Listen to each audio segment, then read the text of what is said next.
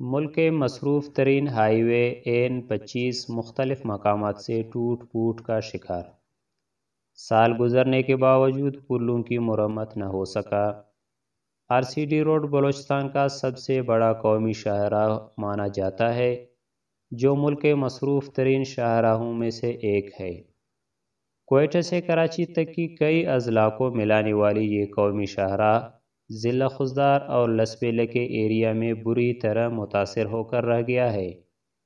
گزشتہ سال آنے والے سیلابوں کے بعد مختلف مقامات سے اس کے پل ٹوٹ گئے تھے، جن کی اب تک مرمت نہ ہو سکی۔ روزانہ ہزاروں گزرتی گاڑیاں شدید مشکلات برداشت کر کے متبادل راستے اپنانے پر مجبور ہے۔ اب حالت یہ ہے کہ عام سیلابی ریلوں کے گزرنے سے آمد و رفت کا سلسلہ رک جاتا ہے، جس سے بڑی مشکلات کا سامنا کرنا پڑتا ہے۔ NHA اور دیگر متعلقہ حکام لمبا عرصہ گزرنے کے باوجود اس اہم مسئلے کو حل کرنے میں ناکام دکھائی دے رہے ہیں۔ رپورٹ یحییٰ مردوئی، تشریح نیوز۔